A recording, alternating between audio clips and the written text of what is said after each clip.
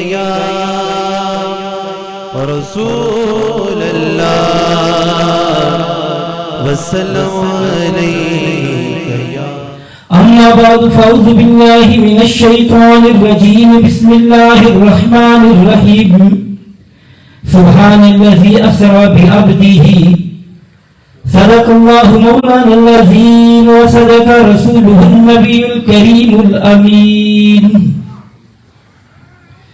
جو اہل بیت محمد پر بھیجتے ہیں درود، جو اہل بیت محمد پر بھیجتے ہیں درود، اللہ ان کی عبادت کرتا ہے قبول، اور جو اہل بیت سے غفلت کی بھول کرتا ہے رب کعبہ کی قسم وہ 1000 سجدے کرے فضول کرتا ہے. صلی اللہ صلی علی سیدنا و مولانا محمد وعلی آل سیدنا و مولانا محمد بقدر حسنہ و جمالہ و جودہ و نوالہ و فضلہ و کمالہ و قالہ و حالہ و صحبہ و آلہ و بارک وسلم. صلاۃ و سلام علیک یا سیدی یا رسول اللہ وعلی آلک و اصحابک و اہل بیتک یا حبیب اللہ. میرے نہایت واجب الاحترام بزرگوں، دوستوں، خواتین و حضرات، عزیز بچوں، السلام علیکم ورحمۃ اللہ وبرکاتہ.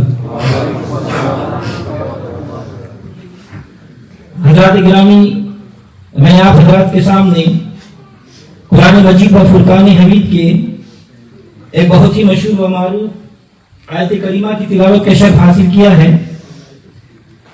ارشاد باری تعالیٰ ہے سبحان الذی، پاک ہے وہ ذات، اسرا جو راتوں رات لے گئی، بعبدہ اپنے بندہ خاص کو. آج انشاءاللہ اس آیت کریمہ کے ایک لفظ بعبدہ پر گفتگو کروں گا. اللہ تبارک و تعالیٰ کی بارگاہ میں دعا کریں کہ اللہ تعالیٰ ہمیشہ حق اور سچ کہنے کی توفیق عطا فرمائے، اور ہم سب کو حق سچ سن کر اس پر عمل کرنے کی اللہ تعالیٰ توفیق عطا فرمائے.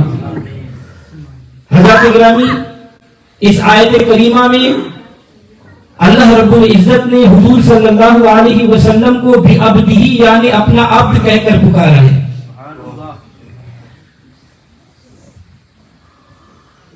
حضرات محترم، قرآن فہمی اللہ تعالیٰ کے خاص فضل و کرم پر موقوف ہے. جس انسان کے سینے میں فیض نبوت ہو وہی فہم قرآن کی سعادت حاصل کر سکتا ہے، ورنہ ای خیال است و محال است و جنون. اسی لیے اللہ رب العزت نے قرآن پاک میں ارشاد فرمایا قد جاءکم من اللہ نور و کتاب مبین. تحقیق آ گیا تمہارے پاس ایک نور اور ایک روشن کتاب. پہلے نور بھیجا اس لیے کہ نور کے بغیر کتاب سمجھ میں نہیں آ سکتی تھی، اور نور سے مراد نور نبوت ہے. تو معلوم ہوا کہ نور نبوت کے بغیر قرآن پاک سمجھ میں نہیں آتا. آج کل لوگ فیض نبوت اور نور نبوت دونوں سے محروم ہونے کی بنا پر قرآن پاک کا صحیح مفہوم نہیں سمجھتے، من گھڑت مانی اور من مانی تفسیر کرتے ہیں کہ جس سے مسلمانوں کے اندر فرقے بن رہے ہیں. جس کا جی چاہتا ہے قرآن پاک کا ترجمہ شروع کر دیتا ہے، جس کا جی چاہتا ہے تقریر کرنا شروع کر دیتا ہے.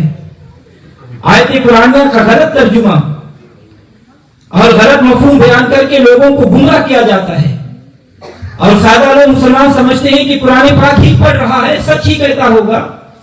تو حضرات محترم یاد رکھو کہ جو شخص نور نبوت کا منکر ہو اس کو فیض نبوت نہیں مل سکتا.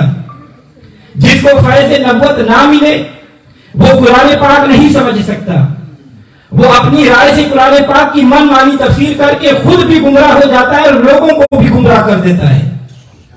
مثلا اسی آیت کریمہ میں جو لفظ آیا ہے بعبدہ، اس پر لوگ اختلاف اور جھگڑے کرتے ہیں اور کہتے ہیں کہ اللہ نے یہاں حضور صلی اللہ علیہ وسلم کو عبد کہا ہے، تو حضور تو عبد ہے، اور وہ عبد کا معنی بشر کرتے ہیں، جو کہ یہ بہت بڑی جہالت ہے، کیونکہ عبد اور بشر کا معنی جدا ہے، ان کا مفہوم بھی جدا ہے، ان کی حدود و قیود بھی جدا جدا ہے۔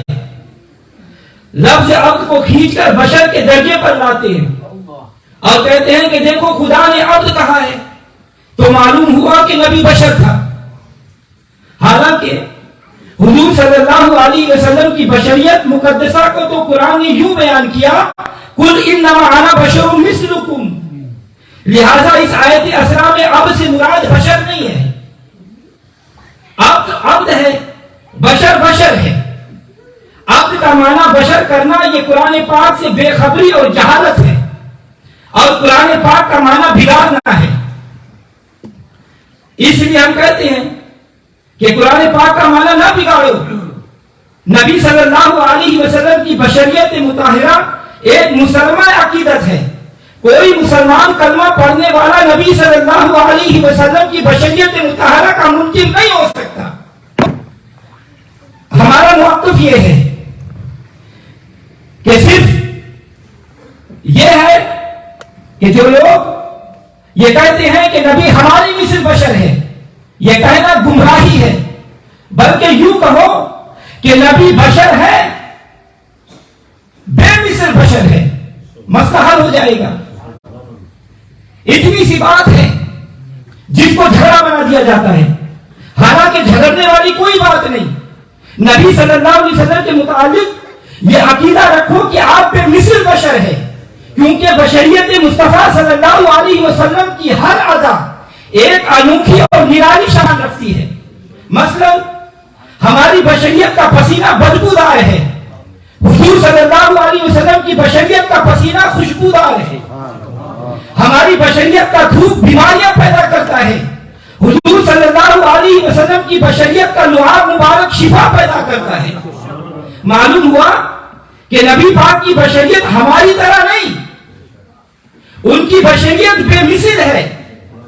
جب کوئی حضور کو اپنی مثل بشر کہتا ہے تو ہم سنی لوگ اس بات سے مسترب ہو جاتے ہیں، ہم کہتے ہیں کہ ظالموں اپنی مثل نہ کہو بلکہ بے مثل کہو، حضور بشر تو ہے مگر بے مثل بشر ہے۔ اور سراج الامہ امام اعظم ابو حنیفہ رحمۃ اللہ علیہ سے پوچھا گیا کہ حضور صلی اللہ علیہ وسلم پر بھی بشریت کا اطلاق ہوتا ہے اور ہم بھی بشر ہیں، فرق کیا ہے؟ تو میرے امام اعظم ابو حنیفہ رحمۃ اللہ علیہ نے فرمایا محمد بشر لا کالبشر یاقوت حجر لا کالحجر، جس طرح یاقوت بھی پتھر ہے لیکن عام پتھروں جیسا نہیں، اسی طرح نبی بھی بشر ہے لیکن عام بشروں جیسا نہیں۔ جس طرح پتھروں میں یاقوت بے مثل پتھر ہے، اسی طرح بشروں میں میرا نبی بھی بے مثل ہے۔ یہ اہل سنت و جماعت کا عقیدہ ہے۔ اور بعض لوگ یہ سمجھتے ہیں کہ جب عبد کہہ دیا تو معلوم ہوا کہ حضور صلی اللہ علیہ وسلم نور بھی نہیں ہے، کیونکہ عبد نور نہیں ہوتا۔ حالانکہ یہ مفہوم بھی غلط اور مبنی پر جہالت ہے۔ توجہ چاہوں گا، دیکھیے فرشتے نور ہیں، فرشتے نور ہیں۔ اللہ تعالیٰ قرآن پاک میں فرشتوں کو بھی عبد کہہ کر پکارا ہے، بل عباد مکرمون، فرشتے میرے مکرم بندے ہیں۔ تو ثابت ہوا کہ نور کو عبد کہہ سکتے ہیں، اور جس کو عبد کہہ دیا جائے تو اس کا یہ مطلب نہیں بنتا کہ وہ نور نہیں ہے۔ لہذا یہ کہنا کہ حضور کو یہاں عبد کہا ہے، اس سے معلوم ہوا کہ وہ نور نہیں، یہ بھی غلط ہے۔ تو حضرات گرامی، جب قرآن پاک میں ہے کہ حضور صلی اللہ علیہ وسلم نور ہے، تو پھر تم کس دلیل سے حضور صلی اللہ علیہ وسلم کی نورانیت کا انکار کرتے ہو؟ اللہ تعالیٰ قرآن پاک میں ارشاد فرماتا ہے قد جاءکم من اللہ نور، تو حضور بشر بھی ہے، حضور نور بھی ہے، اور حضور عبد بھی ہے۔ تو یہ حضور صلی اللہ علیہ وسلم کے مرتبے ہیں۔ لیکن ایک بنیادی بات جو آپ کے ذہن نشین کرانا چاہتا ہوں وہ یہ ہے کہ بشریت ایک اچھا اور بڑی شان والا مرتبہ ہے، نورانیت بھی بڑی بلندی والا مرتبہ اور شان والا मर्तबा है, लेकिन रब काबा की कसम, रब मोहम्मद की कसम, अब्दियत का मर्तबा इतना ऊंचा है कि नूरानियत और बशरियत मर्तबा अब्दियत की गर्द को भी नहीं पहुंच सकते। बतौर तफवीक इस बात को यूं समझे कि जहां अब्दियत का मकाम है वहां बशरियत का मकाम नहीं। देखिए हुजूर सल्लल्लाहु अलैहि वसल्लम मकाम की खलवतों में तशरीफ ले गए तो अल्लाह ताला ने फरमाया फअौहा इला अब्दिही, मैंने अपने बंदा खास की तरफ वही की। यहां अब्द कहकर पुकारा, वो मर्तबा था अब्द का। क्या वहां कोई बशर गया? क्या कोई जाएगा? कोई जा सकता है? नहीं। तो जिस मकाम पर मेराज की रात हुजूर सल्लल्लाहु अलैहि वसल्लम तशरीफ ले गए, वो सिर्फ बशरियत का मकाम नहीं था, वो सिर्फ बशर हो, और जो सिर्फ बशर हो वो उस मर्तबे पर फाइज नहीं हो सकता, क्योंकि आज तक कोई बशर वहां गया ही नहीं। फिर सवाल पैदा होगा कि जहां हुजूर तशरीफ ले गए क्या वो मर्तबा नूर था? तो हम कहते हैं कि नहीं, क्योंकि नूर का मर्तबा भी इतना बुलंद नहीं। देखिए नूरियों का इमाम और सरदार जिब्रील अमीन है, वो पैकर नूर है और वो सिदरा से आगे नहीं जा सका। उन्होंने कहा कि अगर मैं एक बार भी आगे गया तो जल जाऊंगा, ये कहकर हाथ जोड़ गया। तो हज़रात गिरामी मालूम हुआ कि मर्तबा नूर भी नीचे रह गया, मर्तबा बशर भी नीचे रह गया और मर्तबा अब्द ऊंचा चला गया। ये है मकाम अब्दियत। तो इस मर्तबे की बात अल्लाह तबारक व तआला कुरान पाक में फरमा रहा है कि सुब्हानल्लज़ी अस्रा भी अब्दिही। सुभान अल्लाह, अब्द का मर्तबा कितना ऊंचा है। जाहिल लोग कुरान को नहीं समझते, इसलिए अब्द के लफ्ज़ से धोखा खाते भी और धोखा देते भी है। कभी कहते हैं कि अब से साबित हुआ कि नबी बशर है, और कभी कहते हैं कि लफ्ज़ अब से साबित हुआ कि नबी नूर नहीं। नादानो, बेवकूफो, बशर कहा, नूर कहा, अब उन सबसे आला मकाम है। तवज्जो चाहूंगा, इस आयत करीमा में अल्लाह तबारक व तआला ने आपको सिर्फ अब्द नहीं बल्कि अब्दुहू फरमाया है। हुजूर का मर्तबा सिर्फ मकाम अब्दियत पर जाकर नहीं ठहरा, बल्कि आप अब्दुहू खास अब्द है। बाकी रसूल अब्द है, बाकी अंबिया अब्द है, बाकी अस्फिया अब्द है, मलाइका अब्द है, लेकिन हुजूर सल्लल्लाहु अलैहि वसल्लम की तखसीस ये है कि आप सिर्फ अब्द नहीं बल्कि अब्दुहू है। इसीलिए फरमाया असरा भी अब्दिही। तो अल्लाह ताला ने बताया कि अब्द होने में तो सब शरीक है, मगर अब्दुहू सिर्फ एक है और वो ज़ात मुस्तफा सल्लल्लाहु अलैहि वसल्लम है। और इसीलिए शायर मशरिक अल्लामा इकबाल रहमतुल्लाह अलैहि ने इस मफहूम को यूं बयान किया कि अब्द दिगर अब्दुहू चीज से दिगर ई सरापा इंतजार ऊ मुंतज़िर। तो हज़रात गिरामी अब्द और अब्दुहू में फर्क मुलाहिजा फरमाइए। अब्द वो जो रब की रजा चाहे, अब्दुहू वो जिसकी रब रजा चाहे, अब्द वो जो रब का इंतजार करे, अब्दुहू वो जिसका रब इंतजार करे, अब्द वो जो रब की रजा चाहे, अब्दुहू वो जिसकी रब रजा चाहे, अब्द वो जो रब की बात माने, अब्दुहू वो जिसकी बात रब माने, अब्द वो जो रब से मोहब्बत करे, अब्दुहू वो जिससे रब मोहब्बत करे, अब्द वो जो तालिब हो, अब्दुहू वो जो मतलूब हो, अब्द वो जो रब को चाहे, अब्दुहू वो जिसको रब चाहे, अब्द वो जो रब को मनाए, अब्दुहू वो जिसको रब मनाए, अब्द वो जो खुद जाए, अब्दुहू वो जो बुलाया जाए, अब्द वो जो पैदल चल कर जाए, अब्दुहू वो जो बुराक पर चढ़ा कर जाए, अब्द वो जो कोहे दूर पर जाए, अब्दुहू वो जो अर्श नूर पर जाए, अब्द वो जो मुतालाबा दीदार करे, अब्दुहू वो जिसे बिन मांगे दीदार कराया जाए, अब्द वो जो तजल्ली सिफात देखे और बेहोश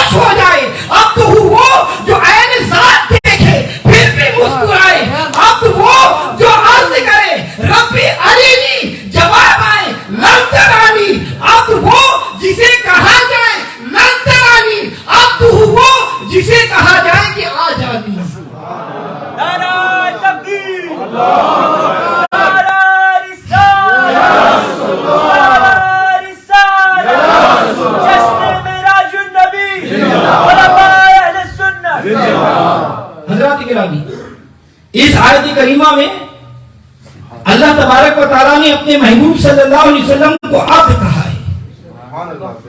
اس مسئلہ کو سمجھنے کے لیے یہ بات ذہن نشین فرمائے کہ علماء اکرام نے عبد کی 3 اقسام بیان کیے ہیں۔ کتنے اقسام؟ پہلا عبد عابد، دوسرا عبد رقیق، تیسرا عبد معزول۔ عبد عابد کا معنی ہے بھاگنے والا، وہ غلام جو اپنے آقا اور اپنے مالک کی نافرمانی کر کے بھاگ جائے، اس کو عبد عابد کہتے ہیں۔ تو جتنے یہ کافر اور مشرک ہیں یہ بندے تو ہیں مگر عبد عابد ہیں، اللہ سے بھاگے ہوئے ہیں۔ اور دوسرا ہے عبد رقیق۔ عبد رقیق وہ غلام جو اپنے آقا اور مالک کا فرما بردار ہو، اس کا حکم ماننے پر تیار بھی ہو، اس کو عبد رقیق کہتے ہیں۔ جتنے مسلمان ہیں سب عبد رقیق ہیں، کیونکہ انہوں نے اللہ کی توحید اور محمد صلی اللہ علیہ وسلم کی رسالت کو مانا ہے۔ عبد معزول اس غلام کو کہتے ہیں جو تابعداری اور فرما برداری کے سارے تقاضے پورے کرے، اور اس پر اس کا مالک اتنا خوش ہو، اتنا راضی ہو کہ اسے اپنی تمام جائیداد کا مختار بنا دے اور کہے کہ جو کچھ میرا ہے وہ سب کچھ تیرا ہے۔ اس کو جس طرح حسن اہتمام کے ساتھ صرف کرنا چاہے کر سکتا ہے، تجھے اجازت ہے، تجھے مجاز ہے، تو معزول ہے، تو مختار ہے۔ تو ایسا غلام جو اپنے آقا اور مالک کی فرما برداری میں وفاداری کی ساری شرطیں پوری کر دے، تو اس کا مالک اس سے راضی ہو کر اس کو اپنی ملکیت کا، اپنی جائیداد کا، اپنی ہر شے کا مالک اور مختار بنا دے۔ اس بندے کو عبد معزول کہتے ہیں۔ اور ہمارے آقا مولا صلی اللہ علیہ وسلم اللہ کے عبد معزول ہے، کیونکہ آپ نے خدا کی اتنی اطاعت کی، اتنی فرما برداری کی کہ اللہ نے راضی ہو کر یہ اعلان کر دیا، من یطع الرسول فقد اطاع اللہ وما رمیت اذ رمیت ولکن اللہ رمی واللہ ورسولہ حق ان یرضوہ۔ لوگوں، میرا یہ نبی میرا ایسا عبد معزول ہے کہ اب اس کی اطاعت میری اطاعت ہے، اس کا پھینکنا میرا پھینکنا ہے، اس کا بولنا میرا بولنا ہے، اس کی رضا میری رضا ہے، اس سے وفا مجھ سے وفا ہے، اس کی غلامی میری غلامی ہے، اس سے دشمنی میری دشمنی ہے، اس کی محبت میری محبت ہے، اس کا قرب میرا قرب ہے، اس سے دوری مجھ سے دوری ہے، اس سے وفاداری مجھ سے وفاداری ہے، اس کی تابعداری میری تابعداری ہے، اس کی صلح میری صلح، اس کی دشمنی میری دشمنی، اس کی دوستی میری دوستی۔ جو یہ کہے گا میں وہ کہوں گا، جب یہ بولے گا تب میں بولوں گا۔ بولتا یہ ہے، بولواتا میں ہوں، کہتا یہ ہے، کہلواتا میں ہوں۔ اب مجھے یہ کہنے دیجئے، ہاتھ اس کے ہیں، اشارے میرے ہیں، اشارے اس کے ہیں، سہارے میرے ہیں، زبان اس کی ہے، قرآن میرا ہے، الفاظ اس کے ہیں، بیان میرا ہے، آنکھیں اس کی ہے، بصارت میری ہے، حرکت اس کی ہے، برکت میری ہے، کان اس کے ہے، سماعت میری ہے، ہاتھ اس کے ہے، قوت میری ہے، جسم اس کا ہے، طاقت میری ہے، ادا اس کی ہے، رضا میری ہے، غصہ اس کا ہے، جہنم میری ہے، محبت اس کی ہے، جنت میری ہے۔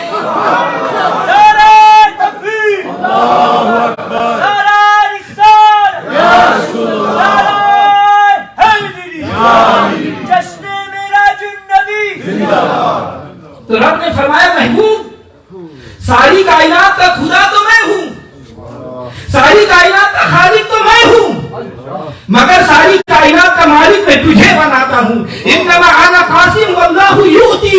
خالق کل نے آپ کو مالک کل بنا دیا، دونوں جہاں ہیں آپ کے قبضہ و اختیار میں۔ وہ خالق کل ہے اور اس نے اپنے محبوب کو مالک کل بنا دیا۔ یہ ہے عبد کا وہ مرتبہ جس کو عبد معزول کہتے ہیں۔ تو حضرات گرامی، عبد عابد بھی عبد ہے، عبد رقیق بھی عبد ہے، لیکن عبد معذور ایسا عبد ہے کہ جس کی شان ہی نرالی ہے۔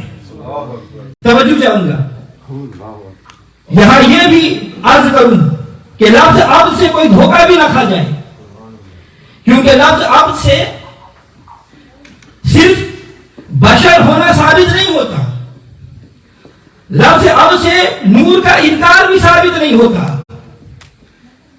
تو یہ بھی یاد رکھو کہ عبد سے مثل ہونا بھی ثابت نہیں ہوتا۔ کوئی یہ نہ سمجھے کہ وہ بھی عبد ہے ہم بھی عبد ہے، نہیں نہیں، تم عبد عابد ہو، تم عبد رقیق ہو، لیکن وہ عبد معزون بھی ہے اور عبد مرزوق بھی، عبد مجاز بھی ہے اور عبد مختار بھی، عبد کامل بھی ہے اور عبد مالک بھی، عبد محبوب بھی ہے۔ وہ ایسا عبد معزون ہے کہ جس کو اللہ عبدہ کہتا ہے۔ تو حضرات گرامی، حضور صلی اللہ علیہ وسلم کی دو جہتیں ہیں، کتنے؟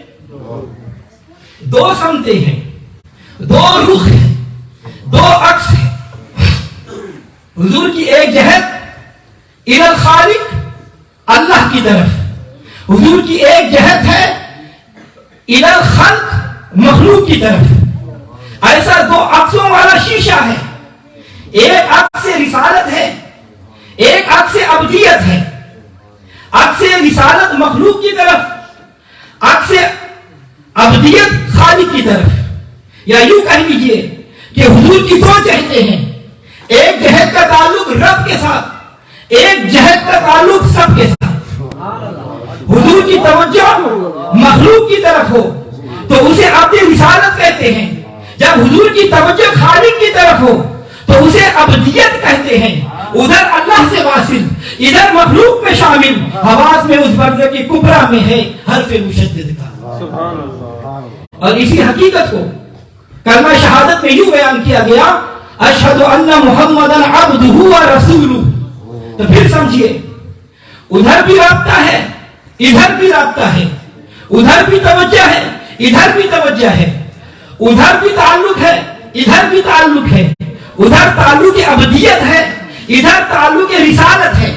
توجہ چاہوں گا، مقام عبدیت تمام مقامات سے بلند ہے، تمام مقامات سے بلند ہے۔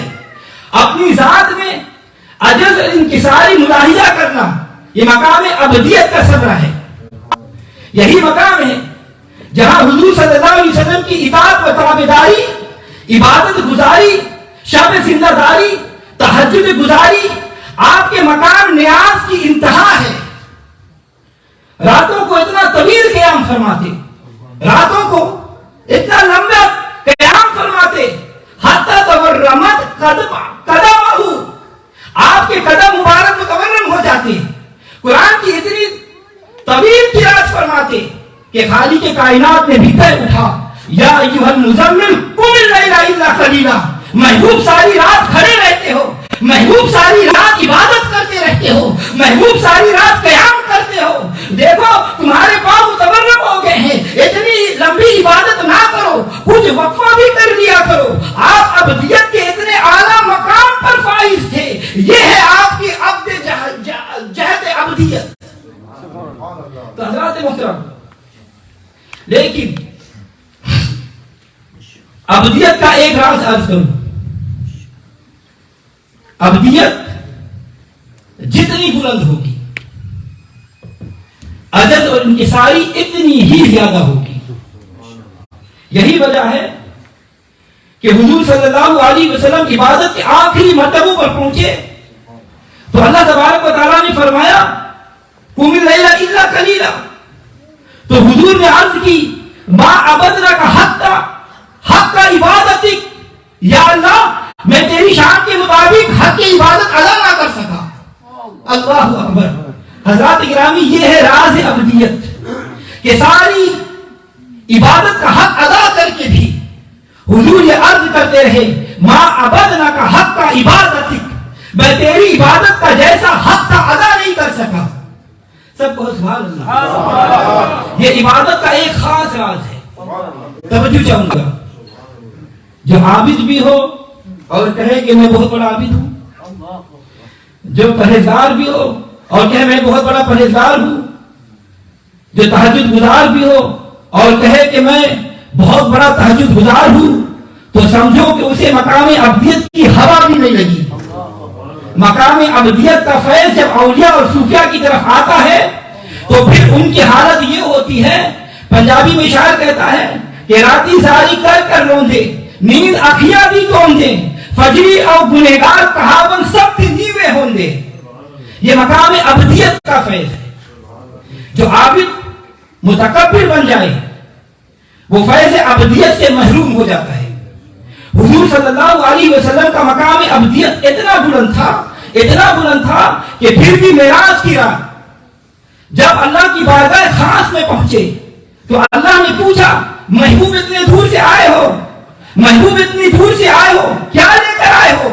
تو آقا علیہ الصلوۃ والسلام نے عرض کیا, التحیات للہ والصلوات والطیبات, یا اللہ میں عاجزی لے کر آیا ہوں, یا اللہ میں انکساری لے کر آیا ہوں, یا اللہ میں نیاز مندی لے کر آیا ہوں, یا اللہ میں درمندی لے کر آیا ہوں. یہ ہے مقام ابدیت کا راز. بندے کے پاس نمازیں بھی نیازیں سب کچھ ہو پھر بھی کہے کہ مولا میرے پاس کچھ بھی نہیں. حضور جو فرماتے رہے کہ میں تمہاری طرح بشر ہوں, یہ حضور کا اظہار عاجزی تھا, مقام ابدیت تھا. توجہ رہے. اور یہ بات فہد قرآن سے عاری جاہلوں نے یہ سمجھ لیا کہ حضور جو فرماتے رہے کہ میں تمہاری مثل ہوں تو ہم کیوں نہ کہے کہ نبی ہماری مثل ہے. بس یہ غلطی لگ گئی ہے. پتہ نہ چلا کہ حضور صلی اللہ علیہ وسلم تو مقام ابدیت سے بول رہے ہیں. وہ عجز اور انکساری کے طور پر یہ فرما رہے ہیں.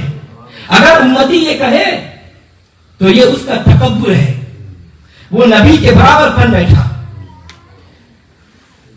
تو حضرات اگر کوئی کہے, اب اگر وہ کہے کہ وہ تیرے جیسا بشر ہے تو یہ ان لوگوں کی کیا ہے؟ غلطی لگی ہوئی ہے. یہ تو نبی کی بے ادبی اور توہین ہے. نبی اگر فرما دے کہ میں تیری مثل ہوں تو یہ لفظ نبی صلی اللہ علیہ وسلم کو جچتے ہیں, تجھے نہیں سجتے, اور ایسے لفظوں سے صاحب ایمان بچتے ہیں. دیکھیے, جیسے ملک کا پرائم منسٹر ہو, ملک کا صدر ہو, وہ کہتا ہے کہ میں عوام کا خادم ہوں تو وہ کہے تو اسے جچتا ہے. اور اگر آپ میں سے کوئی پرائم منسٹر کو یہ کہے کہ اے خادم صاحب جب ہماری بات سنو ادھر آؤ میرے جوتے صاف کرو, تو صدر کہے گا کہ کیوں؟ تو وہ کہے کہ تم نے نہیں کہا تھا کہ میں عوام کا غلام ہوں, تو اس بے وقوف کو کہیں گے کہ تیرا یہ کہنا زیادتی ہے, اس کا یہ کہنا کمال ہے. بڑا ہو کر کہے کہ میں چھوٹا ہوں یہ اس کا کمال ہے, یہ اسے ہی زیب دیتا ہے. تو چھوٹا ہو کر بڑے کے برابر بنتا ہے, تیری طرف سے یہ بہت بڑی جسارت اور بے ادبی ہے. اسی لیے ہم کہتے ہیں کہ نبی صلی اللہ علیہ وسلم کو اپنی مثل بشر نہ کہا کرو. تو جواب دیتے ہیں کہ نبی نے نہیں کہا کہ میں تمہاری مثل ہوں, تو پھر ہم کیوں نہ کہیں؟ تو نادانو, بے وقوفو, نبی صلی اللہ علیہ وسلم کا فرمانا مقام ابدیت کا اظہار ہے. مقام ابدیت میں رہنے والے یوں ہی کہتے ہیں. اور اسی مقام سے, مقام ابدیت سے حضرت آدم علیہ السلام نے کہا ربنا ظلمنا انفسنا, اے اللہ میں اپنی جان پر ظلم کر بیٹھا ہوں. اسی مقام ابدیت سے حضرت یونس علیہ السلام نے کہا لا الہ الا انت سبحانک انی کنت من الظالمین, اے اللہ تو معبود ہے, اے اللہ تو پاک ہے, بے شک میں ہی قصوروار ہوں. اور اسی مقام ابدیت سے موسیٰ علیہ السلام نے کہا ربی انی ظلمت نفسی فاغفر لی. اب اگر کوئی بدبخت یہ کہے کہ آدم علیہ السلام ظالم تھے, اب اگر کوئی بدبخت یہ کہے کہ یونس علیہ السلام ظالم تھے, اب اگر کوئی بدبخت یہ کہے کہ موسیٰ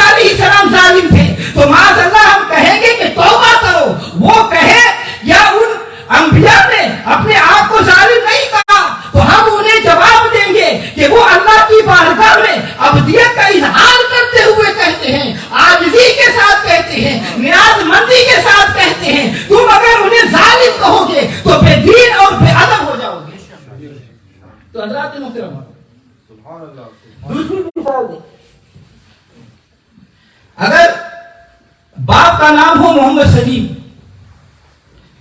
تو اس کا باپ اس کو کہے محمد سلیم ادھر آؤ تو وہ کہہ سکتا ہے، مگر بیٹے کو حق نہیں کہ وہ اپنے باپ کو کہے محمد سلیم ادھر آؤ. اس کا حق ہے کہ وہ ابو جی کہے، والد محترم کہے، والد صاحب کہے. اگر کوئی نافرمان بیٹا کہے کہ ابو جی آپ محمد سلیم ہے، آپ کا نام محمد سلیم ہے، اگر میں نے نام لے لیا لے کر بلائے تو کیا ہوا؟ تو باپ کہے گا بے وقوف نادان، میں محمد سلیم تو ہوں مگر تیرے لیے قبلہ و کعبہ ہوں، تم مجھے نام لے کر نہ پکارو، تم مجھے ادب سے پکارو. تو معلوم ہوا کہ نبی صلی اللہ علیہ وسلم کا ایک مقام اللہ کی بارگاہ میں ہے جس کو مقام ابدیت کہتے ہیں، اور ایک مقام مخلوق کے سامنے ہے جس کو یعنی جہت رسالت کہتے ہیں. اس لیے ہمیں اسی جہت سے حضور صلی اللہ علیہ وسلم کو دیکھنا چاہیے، اسی جہت کا اقرار کرنا چاہیے، اسی جہت کا تکرار کرنا چاہیے، اسی جہت کا اصرار کرنا چاہیے. جب حضور ہماری طرف تشریف لائے تو اللہ تبارک و تعالیٰ نے اعلان فرمایا لقد جاءکم الرسول. جب حضور ہماری طرف تشریف لائے تو اعلان ہوا قد جاءکم برہان. جب حضور ہماری طرف تشریف لائے تو اعلان ہوا قد جاءکم الحق. جب حضور ہماری طرف تشریف لائے تو اعلان ہوا قد جاءکم من اللہ نور. جب حضور ہماری طرف تشریف لائے تو اعلان ہوا انا ارسلناک شاہدا ومبشرا ونذیرا وداعیا الی اللہ باذنہ وسراجا منیرا. جب حضور ہماری طرف تشریف لائے تو اعلان ہوا وما ارسلناک الا رحمتا للعالمین. جب حضور ہماری طرف تشریف لائے تو رسول بن کر آئے. جب حضور ہماری طرف تشریف لائے تو دلیل بن کر آئے. جب حضور ہماری طرف تشریف لائے تو حق بن کر آئے. جب حضور ہماری طرف تشریف لائے تو نور بن کر آئے. جب حضور ہماری طرف تشریف لائے تو رحمت بن کر آئے. جب حضور ہماری طرف تشریف لائے تو شاہد بن کر آئے. جب حضور ہماری طرف تشریف لائے تو مبشر بن کر آئے. جب حضور ہماری طرف تشریف لائے تو نذیر بن کر آئے. جب حضور ہماری طرف تشریف لائے تو داعی اللہ بن کر آئے. جب حضور ہماری طرف تشریف لائے تو سراج منیرہ بن کر تشریف لائے.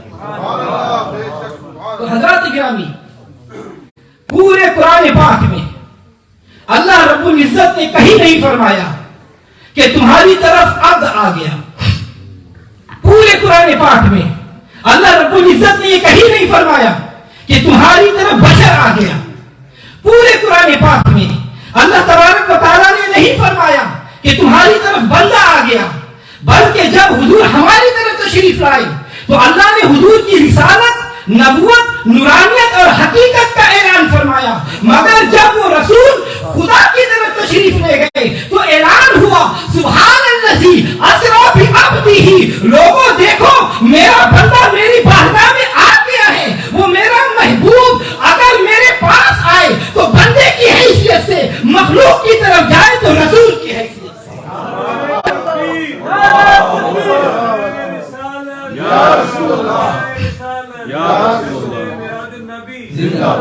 حضرات گرامی، تیسری مثال، اس مسئلے کو ایک مثال سے یوں سمجھے کہ ایک بندے کی دو جہتیں ہیں. ایک جہت اپنے باپ کی طرف، ایک جہت اپنے بیٹے کی طرف. بندہ ایک ہی ہے، باپ کی طرف وہ بیٹا بن کر جائے گا اور بیٹے کی طرف وہ باپ بن کر جائے گا. شخص ایک ہی ہے، وہ بیٹا بھی ہے وہ باپ بھی ہے. اپنے باپ کے سامنے بیٹا، اپنے بیٹے کے سامنے باپ. اب توجہ چاہوں گا، رسول اللہ صلی اللہ علیہ وسلم کی ذات اقدس واحد ہے. حضور صلی اللہ علیہ وسلم کی ذات اقدس ایک ہے، وہ عبد بھی ہے اور رسول بھی. لیکن اب خدا کے سامنے اور رسول ہمارے سامنے، اسی لیے ہمیں رسول کو یا عبد نہیں بلکہ یا رسول اللہ کہنا ہے، یا نبی اللہ کہہ کر پکارنا چاہیے، کیونکہ یہی طریقہ ادب ہے. خدا فرماتا ہے یا عبدی، اے میرے بندے. ہم نہیں کہہ سکتے، ہم کہیں گے تو یا نبی اللہ، ہم کہیں گے تو یا رسول اللہ، ہم کہیں گے تو یا حبیب اللہ، کیونکہ حضور کی دو جہتیں ہیں. آپ کی جہت عبدیت اللہ کی طرف، آپ کی جہت رسالت ہماری طرف. جب ہماری طرف تشریف لائے تو رسول کی شان سے آئے، اور جب معراج کی رات اللہ کی طرف طرف گئے تو ابدیت کی شان کے مطابق فرمایا سبحان الذی اسری بعبدہ. تو اس آیت کریمہ میں اللہ نے حضور صلی اللہ علیہ وسلم کو عبد کہہ کر پکارا ہے.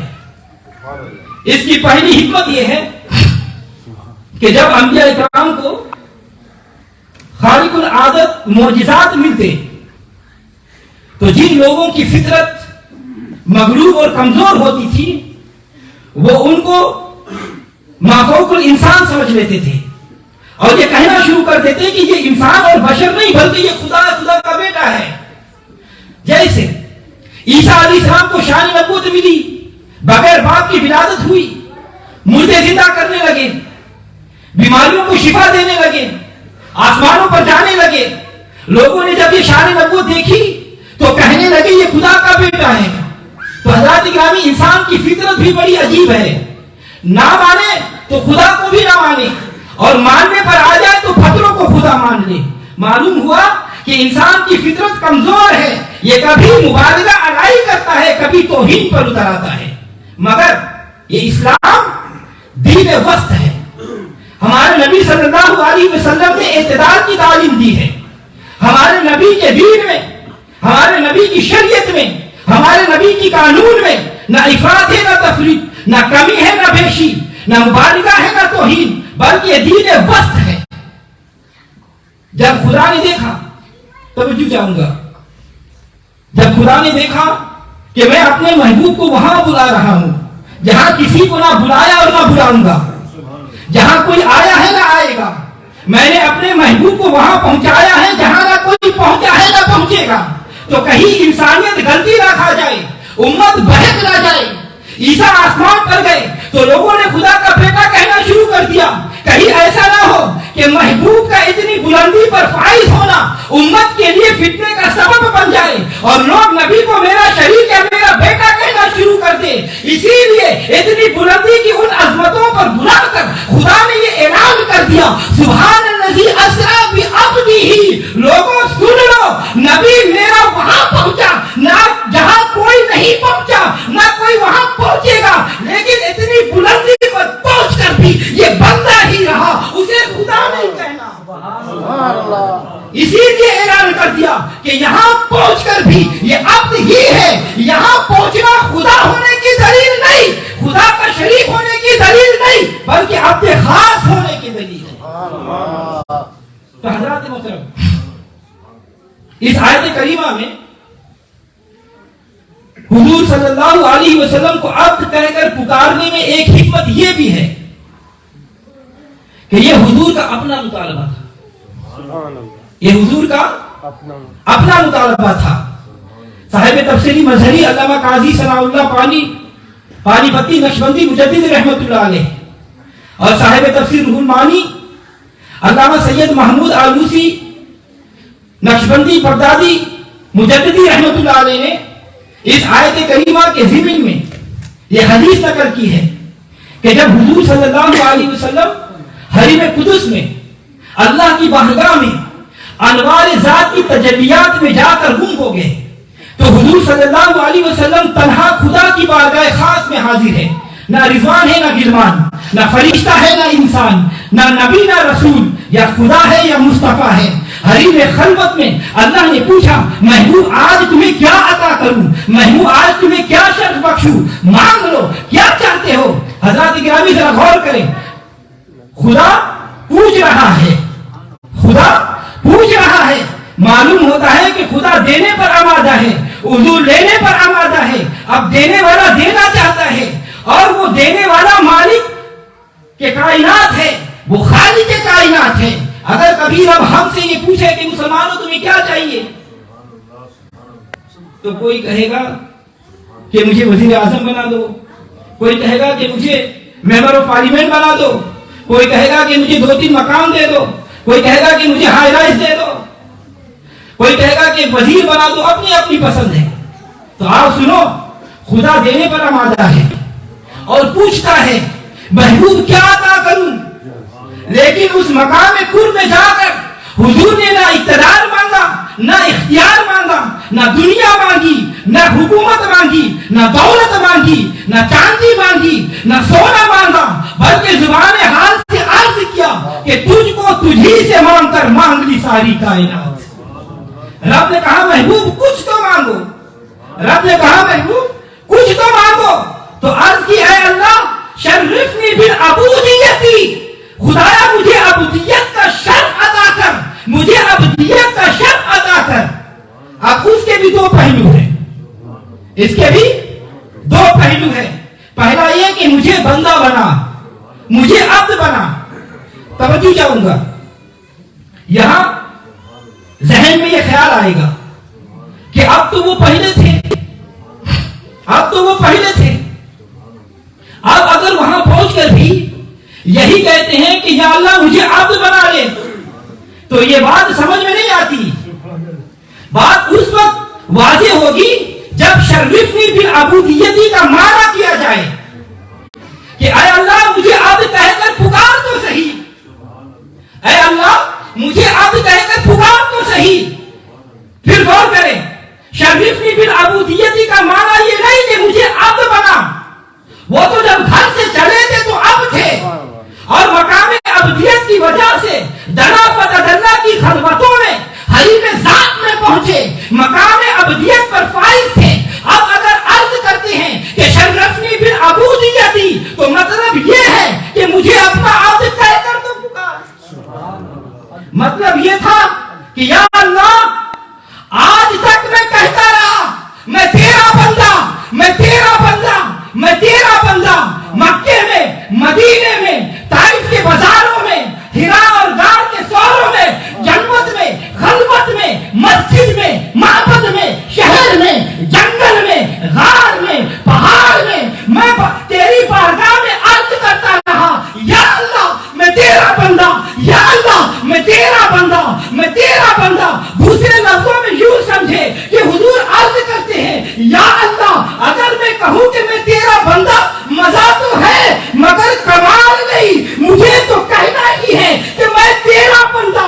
آج معراج کی خلوتوں میں اپنے حریم قدس میں بلا کر اگر تو پوچھتا ہے کہ اے محبوب مانگ لے، تو یا اللہ میرا مطالبہ یہ ہے کہ آج کے بعد تو اپنی زبان بے زبانی سے مجھے پکارا کر، تو میرا بندہ، تو میرا بندہ، تو میرا بندہ۔ خدایا آج تک تو میں سنتا رہا ہوں، میں کہتا رہا میں تیرا بندہ، آج کے بعد مزہ تو جب ہے کہ میں سنتا رہوں اور تو کہتا رہے کہ تو میرا بندہ، تو میرا بندہ، تو میرا بندہ۔ تو حضرات گرامی یہ ایک راز محبت ہے، یہ ایک راز محبت ہے، اور اس کی لطافتوں کو صرف اہل محبت ہی سمجھ سکتے ہیں۔ پھر سمجھیے شرفنی بالعبودیتی کا مطلب گویا یہ تھا کہ اے اللہ تو مجھے اپنا عبد کہہ کر پکار تو صحیح، آج تک میں تجھے پکارتا رہا، آج کے بعد تو مجھے پکارا کر، میں ساری زندگی یہ پکارتا رہا ہوں اللہ اللہ اللہ اللہ اللہ۔ آج کے بعد خدایا تو بھی یہ کہے بندہ بندہ بندہ بندہ۔ محبوب کا مطالبہ یوں پورا ہوا کہ پہلے مخلوق کہا کرتی تھی اللہ اللہ اللہ، اس کے بعد وعدے ہو گئے، محبوب تیرے ساتھ بھی وعدہ، محبوب تیری امت کے ساتھ بھی وعدہ، تیرا تو میرا محبوب ہے، تیری معراج کے صدقے تیرا جو امتی ایک بار یہ کہے گا یا اللہ میں 70 بار یہ کہوں گا لبیک یا عبدی، لبیک یا عبدی، لبیک یا عبدی، یا عبدی۔ یہ ہے معراج کا تحفہ، یہ مقام عبدیت جو حضور کے نعرے نے پاک کے سبھی ہم سب کو عطا ہوا